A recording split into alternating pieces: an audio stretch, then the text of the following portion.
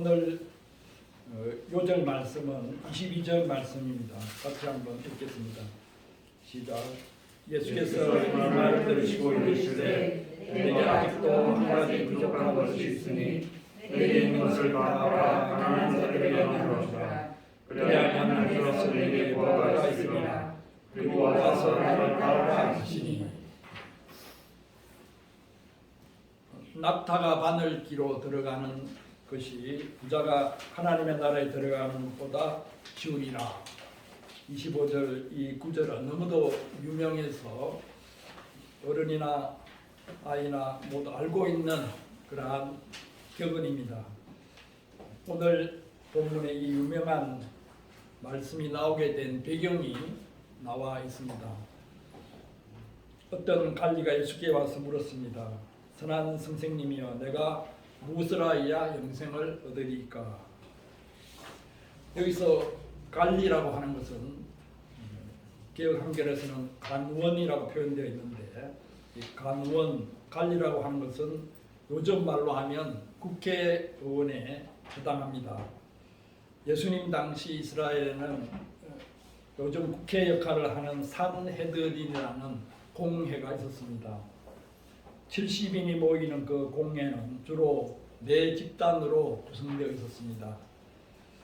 바리새파, 사두개파, 제사장 집단, 그리고 장로 집단, 그 4집단들이었습니다. 우리나라도 국회라는 것이 있어서 여당인 민주당, 야당인 국민의힘, 정의당 이런 정파가 다른 집단들이 정치를 하고 있습니다. 예수님 당시의 공회는 사두개파가 다수당이었습니다. 요즘 말로 하면 사두개파가 여당이었습니다. 바리새파는 소수당이었지만 백성들의 폭넓은 지지를 받고 있었으므로 무시 못할 집단이었습니다. 오늘 본문에 나오는 이 관리는 어느 파에 속하는 사람인지는 밝혀져 있지 않습니다. 하지만 그 시대에 소위 출세한 사람임에는 틀림이 없습니다. 권력도 가지고 있고 재물도 가지고 있고 명예도 가지고 있는 사람입니다. 권력과 재물, 명예 이 세 가지는 일반 사람들이 열심히 추구하는 대상이요 인생의 목표로 삼고 있는 것들입니다.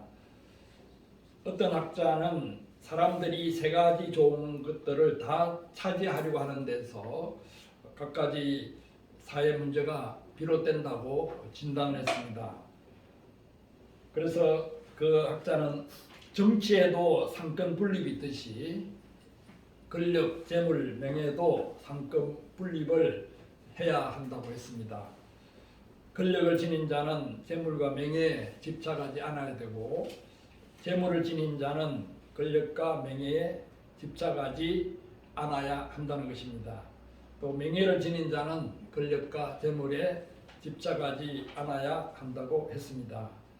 이 삼권 분립이 잘 이루어져서 사람들이 자기 분수에 맞게 살아갈 때 우리 사회가 더욱더 건전한 방향으로 나아갈 것이라고 진단했습니다. 그런데 세상은 그렇게 공평하게 이루어져 있지는 않습니다.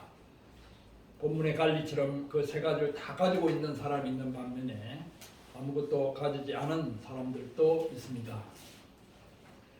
그 관리는 그 시대 사람들이 모두 부러워하는 대상이었습니다. 특히 이스라엘 젊은이들이 그 관리와 같은 사람이 되는 것이 인생의 목표로 삼았습니다. 겉으로 볼 때는 사람들의 부러움의 대상이요 부족할 것이 없는 그러한 사람이지만 이 사람이 예수님께 나왔습니다. 이 사람이 예수님께로 나온 그러한 자세와 태도에 대해서 우리가 몇 가지 배울 점이 있습니다. 첫째는 주위 사람들의 눈치를 보지 않는 용기를 가졌습니다. 이 사람은 바리새파인지 사두개파인지는 잘 알 수 없지만 종교적인 정치적인 이해관계를 얽힌 집단의 한 회원이었습니다. 그 당시 산헤드린의 관리들은 종파와 정파를 떠나서 모두 예수라고 하는 존재를 싫어하고 경계했습니다. 바리새파 입장에서는 자신들이 열심히 지키고 있는 안식일 율법 그리고 금식 율법, 11조 율법 같은 것을 예수가 무시하고 자신들의 종교적인 기반을 흔드는 것 같았습니다. 사두개파 입장에서는 예수와 그를 따르는 민중들이 반란을 일으킬지도 모른다는 우려를 가지고 있었습니다. 반란이 일어나면 로마가 군대를 동원해서 더욱 내정 간섭을 할 것이고 그러면 사두개파 입지가 좁아질 수밖에 없었습니다. 제사장 집단의 입장에서는 성전을 중심한 자신들의 기득권이 예수로 말미암아 위협당할 우려가 있었습니다. 장로 집단도 마찬가지였습니다. 이렇게 이해관계가 다른 산헤드린의 네 집단들이 예수를 제거하는 데는 의견을 일치하여 서로 힘을 합했습니다. 이런 분위기 속에서 이 갈리가 예수님께 나온다는 것은 그리 쉬운 일이 아닙니다. 자신이 속해 있는 집단에 대한 배신행위로 비칠지도 모릅니다. 그래서 요한복음 3장에 보면은 니고데모라고 하는 바리새파 갈리가 밤중에 다른 사람들 몰래 예수님께 나오는 장면이 있습니다. 나와서 사람이 어떻게 하면 거듭날 수 있습니까? 거듭남의 도리에 대해서 질문하고 있습니다. 그런데 오늘 본문의 갈리는 니고데모처럼 밤중에 몰래 찾아온 것도 아니고 또 은밀한 장소도 아닌 길에서 다른 사람들이 다 보고 있는 가운데 예수님께 나왔습니다. 이것은 용기를 필요로 하는 일입니다. 사람들은 자신이 속한 가족 집단이나 이해 집단의 눈치를 보느라고 진리를 찾아 나서지 못하는 경우가 많습니다. 무엇보다 진리의 기초를 두어야 할 종교계마저 이해 집단의 눈치를 보기에 급급합니다.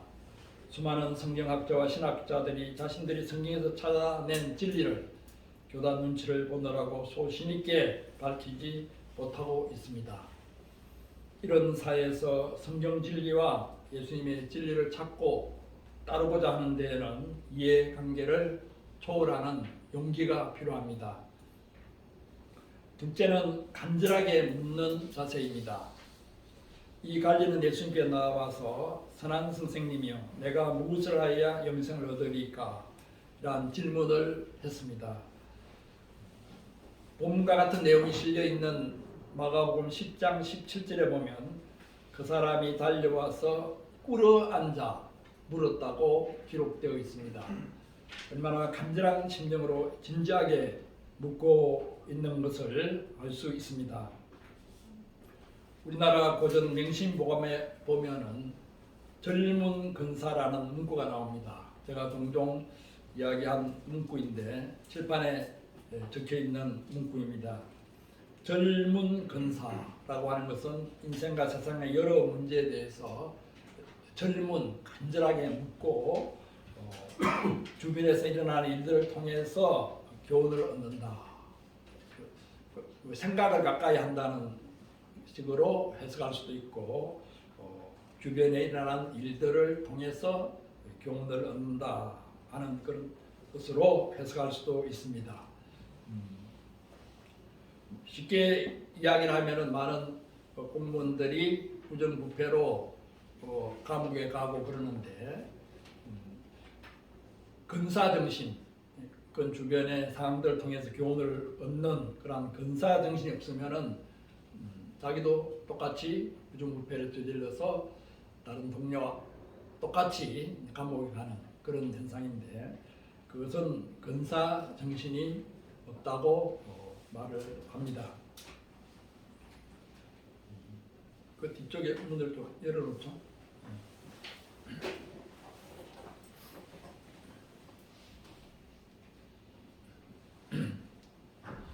그래서 아이들에게 어릴 적부터 젊은 근사하는 습관을 길러주는 것이 중요합니다. 공자 선생도 논어에서 어찌할꼬 하지 않는 사람은 나도 어찌할 수 없다고 했습니다. 이 관리는 젊은 근사하는 진지한 자세를 가지고 있습니다. 그런데 왜 이렇게 영생의 문제를 들고 나왔겠습니까? 예수님과에 대해서 보듯이 이 사람은 어릴 적부터 계명을 지키며 자기 나름대로 도덕적으로 흠없는 삶을 살려고 노력해온 것을 알 수 있습니다. 십계명에 해당되는 이 많은 계명들을 내가 어려서부터 다 지켰나이다. 그렇게 확신 있게 이야기합니다. 이렇게 자신 있게 말할 수 있는 사람이 그 시대나 지금 시대나 몇 사람이나 있겠습니까? 이와 같이 도덕적으로 흠없는 생활을 해왔지만은 그것만으로는 채워지지 않는 어떤 부분이 있었습니다. 저 마음 깊은 곳에서 끊임없이 갈증이 솟아올랐습니다. 세상에서 권력과 재물과 명예를 누리며 도덕적으로도 흠이 없는 삶을 살았지만은 내가 죽고 나면 나의 인생의 의미가 무슨 뜻이 있는가? 훌륭한 인생을 살았다고 다른 사람들이 칭찬해 주기도 하겠지만은 그런 것이 내 인생에 대한 진정한 보상이 될 수 있는가? 사람이 죽는 것으로 모든 것이 끝난다면 도덕적으로 흠없이 살려고 노력한 것이 별로 의미가 없지 않은가? 성경에서는 영원한 생명, 영생에 대해서 말하고 있는데 도대체 영생이란 어떤 것인가? 영생이 있다고 하면 내가 무엇을 더 해야 그 영생을 얻을 수 있는가? 이런 질문들이 끊임없이 그의 마음에서 일어났습니다. 여기서 우리가 알 수 있는 것은 도덕적으로 흠없는 생활만으로는 내면의 깊은 갈증을 채울 수 없다는 사실입니다. 대개 사람들은 다른 사람들에게 피해를 주지 않고 도덕적으로 선하게 살면 되지 종교가 왜 필요한가 하는 말들을 많이 합니다. 다른 종교는 그래도 도덕적인 삶을 높이 평가해 주는 것 같은데 기독교는 이상하게도 모든 사람이 죄인이라고 하면서 도덕적으로 훌륭한 사람들마저 평가절하하고 있는 것 같습니다. 여기서 기독교에서 말하는 저 개념에 대해서 정리할 필요가 있습니다. 죄라고 번역된 헬라어 원어는 하마르티아입니다. 우리가 잘 아는 원어입니다. 하마르티아는 표적에 이르지 못하였다. 표적에서 빗나갔다는 뜻입니다. 표적에 가까이 가기는 갔으나 표적을 맞추지 못한 상태도 하마르티아이고 아예 표적 근처에도 가지 못한 상태도 하마르티아입니다. 그러므로 하마르티아는 무슨 행위를 가지고 따지는 행위 개념이 아니라 상태 개념입니다. 아무리 도덕적으로 훌륭해도 표적에 이르지 못하였으면 하마르티아 상태에 있는 것입니다. 죄라고 하는 한문을 보더라도 네 가지 은행 심사가 잘못된 것이라고 해석을 하면은 행위 개념이 되는데 그 한문에 상영된 의미는 잘못된 사람이 그물망에 갇혀 있다는 그러한 모양입니다. 그물망 밑에 아니 빗자가 적혀 있는 것입니다. 그물 속에서 아무리 멋있는 자세를 취해도 여전히 그물 속에 있는 것입니다. 로마서 2장 23절에 보면 모든 사람이 죄를 범하였으며 하나님의 영광에 이르지 못하더니라고 했습니다. 하나님의 영광에 이르지 못한 상태가 바로 하마르티아입니다. 그리고 성경은 인간이 아무리 도덕적으로 선을 쌓아도 하나님의 영광에는 미치지 못한다고 했습니다. 자신의 도덕적인 노력으로는 하나님의 영광에 이를 수 없다는 사실을 인정하고 하나님 앞에 내 모습 그대로 나아가는 것이 바로 회개입니다. 이 관리는 아직 그런 회개 단계로까지는 나아가지 않았지만 그래도 도덕적인 선행만으로는 채울 수 없는 자신의 내면 문제를 들고 예수님께 나왔습니다. 그리고 진지하게 고민하며 질문을 던지고 있습니다. 내가 무엇을 하여야 영생을 얻으리까? 이 사람은 그동안 져준 사고방식 때문에 무슨 도덕적인 행위를 더 실천해야 영생을 얻을 것으로 생각했을지도 모릅니다. 그럼 이 갈리가 영생을 얻을 수 있는 길이 무엇인지 본문 말씀을 통해서 살펴보겠습니다. 첫째는 예수님을 알아야 합니다. 예수님을 만나고 예수님을 알아야 합니다. 갈리는 예수님을 선한 선생님이여라고 불렀습니다. 예수님을 종교의 도리를 가르치는 선생님 정도로 알고 있습니다. 이런 선생님들은 그 갈리 주위에도 많이 있었습니다. 다만 예수님을 그런 일반적인 선생들보다는 조금 수준이 높은 분으로 생각하고 자기 문제를 내어놓았을 것입니다. 예수님을 선생님 정도로 알고 있는 이 갈리에게 예수님께서 반문하고 계십니다. 너가 어찌하여 나를 선하다 일컫느냐? 하나님 한 분 외에는 선한 이가 없느니라. 이 말씀은 예수님이 선하지 않다는 뜻이 아닙니다. 정말 너가 나를 선하신 하나님과 같은 존재로 생각하고 그런 말을 하느냐 하는 뜻입니다. 다시 말해 예수님은 그러한 반문을 통해서 간접적으로 자신을 계시하고 계십니다. 바로 예수님 자신이 선하신 하나님이십니다.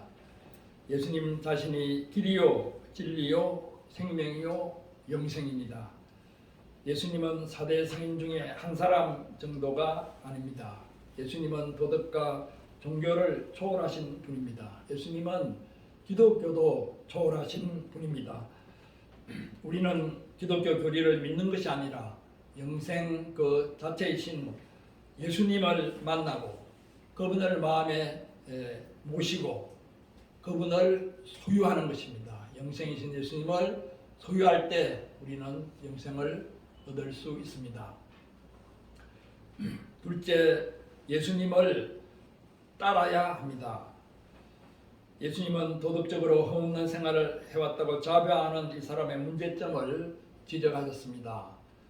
내가 아직도 한 가지 부족한 것이 있다. 개역 한글에서는 오히려 한 가지 부족한 것이 있다. 그렇게 번역되어 있습니다. 너에게 있는 것을 다 팔아서 가난한 자들을 나눠주라. 그리하면 하늘에서 보화가 너에게 있으리라. 그리고 와서 나를 따르라. 여기서 중요한 말씀은 나를 따르라입니다. 자신이 가지고 있는 소유를 다 팔아 가난한 사람들에게 준다고 해서 그 행위의 대가로 영생을 얻는 것은 아닙니다.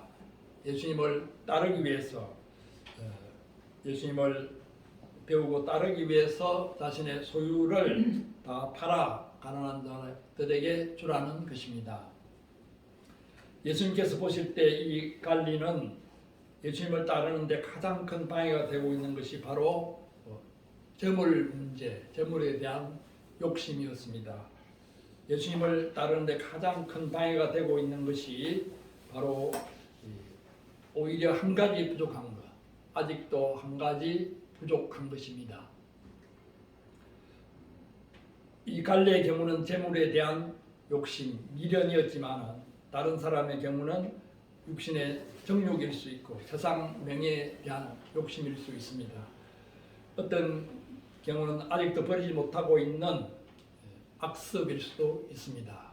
또 어떤 경우는 심각한 성격상의 결함일 수도 있습니다. 한 가지 부족한 것이라고 하였지만 사실은 그 한 가지 부족한 것이 모든 것을 잃게 하는 원인이 되는 경우가 많습니다. 여기에 500m가 되는 긴 다리가 있습니다.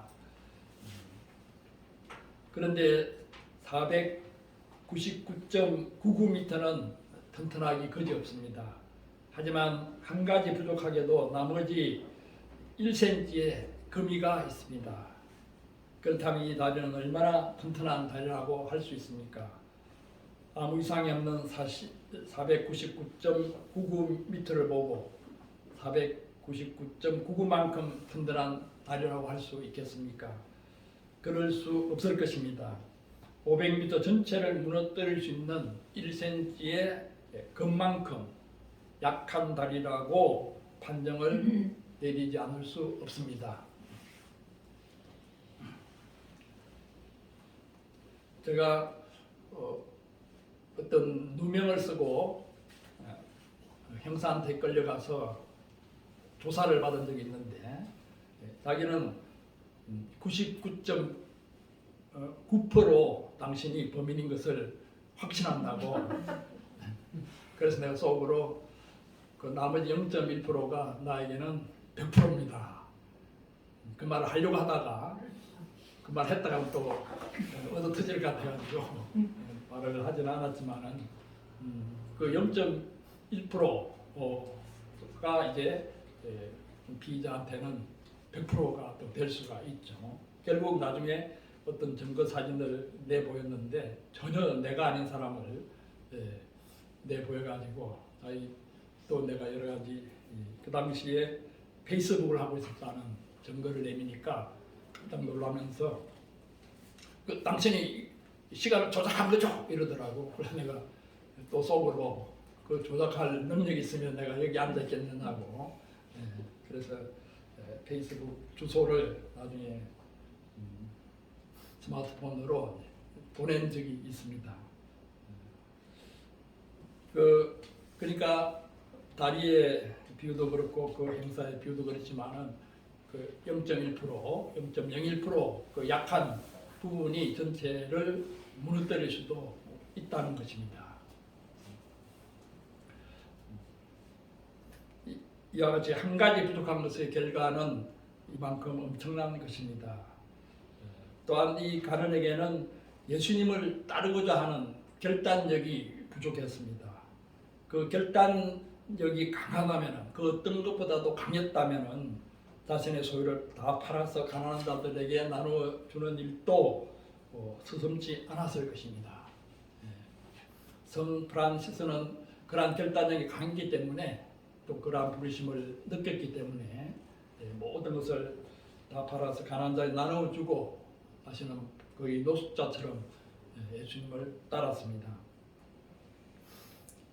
이것은 하늘의 보화를 쌓는 일이며 무엇보다 그 모든 것을 팔아 영생이신 예수님을 사는 것입니다.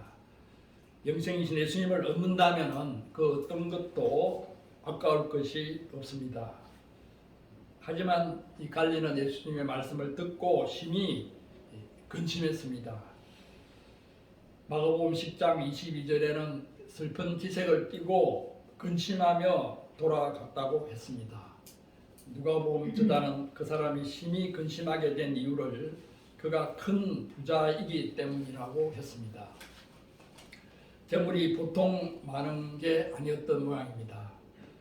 갈리는 앞에서 살펴보았듯이 주변 사람들의 눈치를 보지 않는 용기도 있고 자신의 문제에 대해 진지하게 고민하며 물을 줄도 알고 도덕적으로 훌륭한 사람이었지만 한 가지 부족한 것을 채우는 결단력이 없었습니다. 그는 결국 영생을 눈앞에 놓치고 말았습니다. 얼마나 안타까운 일인지 모릅니다. 24절에 예수님의 안타까운 마음이 잘 나타나 있습니다. 재물이 있는 자는 하나님의 나라에 들어가기가 얼마나 어려운가. 그러면서 바로 유명한 낙타와 바늘기 비유를 말씀하셨습니다. 낙타가 바늘기로 들어가는 것이 부자가 하나님의 나라에 들어가는 것보다 쉬우리라. 이 말씀을 듣고 재물에 대해 관심이 많은 예수님의 제자들도 속으로 뜨끔했습니다. 그런 점 누가 구원을 얻을 수 있나이까? 라고 질문했습니다. 예수님께서 대답하셨습니다. 무릇 사람으로서는 할 수 없는 것을 하나님은 하실 수 있느니라. 사람은 낙타를 바늘기로 통과시킬 수 없지만 하나님은 하실 수 있습니다. 재물에 대한 욕심과 미련 때문에 도저히 하나님 나라에 들어갈 수 없을 것 같은 큰 부자들도 하나님께서는 변화시키실 수 있습니다. 베드로가 근심하며 돌아간 갈리와 자기들을 비교하며 자랑하는 뜻이 말합니다. 보옵소서, 우리가 우리의 것을 다 버리고 주를 쫓았나이다. 주를 따랐나이다. 베드로는 사실 부자도 아니었기 때문에 버릴 것도 별로 많지 않았습니다. 믿져야 본전이었습니다. 하지만 예수님은 베드로와 제자들의 결단을 귀하게 여기시고 금세와 내세의 축복을 약속하셨습니다.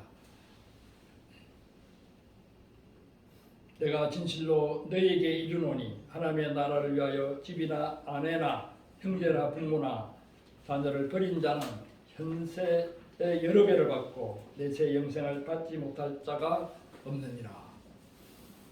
오늘 말씀을 통해서 우리에게 아직도 한 가지 부족한 것이 무엇인지, 오히려 한 가지 부족한 것이 무엇인지 성찰하고 돌아보아야겠습니다. 저도 이 말씀을 준비하면서 내 자신이 한 가지 부족한 것이 무엇인가, 그런 성격상의 어떤 결함을 하나님 앞에서 심각하게 발견하고 인정하고 회개하는 시간을 가졌습니다. 그 한 가지 부족한 것을 채우는 결단을 내리기만 하면 예수님을 알고 따르는 감격을 더욱 맛볼 수 있습니다. 이 말씀과 관련해서 수도의 비유를 들기도 하는데, 어떤 사람이 어느 집으로 이사를 갔는데 수도 꼭지를 틀었는데 수도물이 안 나옵니다. 그래서 수도 공사를 크게 벌려야 되나 생각했는데, 사실은 그 수도 그 구멍에 어떤 벌레가 끼어 있어 가지고 물을 틀어도 제대로 안 나왔던 것입니다. 그래서 그 벌레만 딱 뽑으니까 수도물이 아주 시원하게 나왔습니다. 그 한 가지 우리에게 부족한 것, 그것이 적다고 여겨지지만 그게 우리의 영적 어떤 흐름을 가로막는 심각한 장애물이 될 수 있다는 것입니다. 제가 한 번은 집에서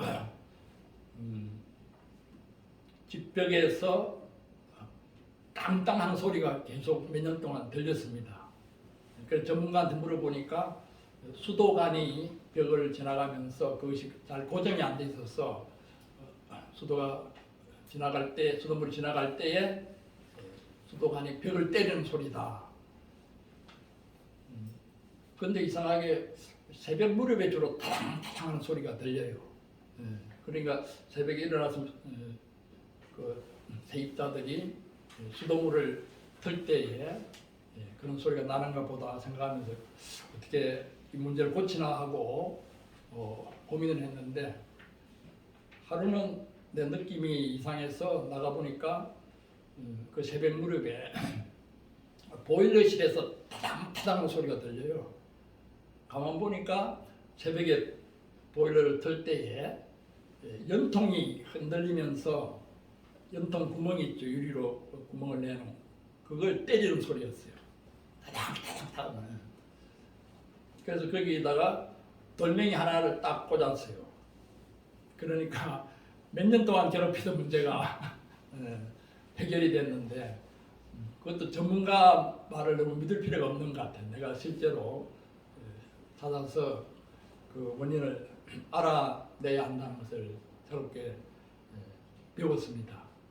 그 돌 하나가 이제 모든 문제를 해결해 주었는데, 그와 같이 이 한 가지 부족한 것, 이 문제만 해결하면, 그것만 뽑아버리면, 또 그것만 채워놓으면 우리 영적 문제들이 해결되고 영원한 생명의 소유자로서의 확신과 소망을 새롭게 할 수 있습니다.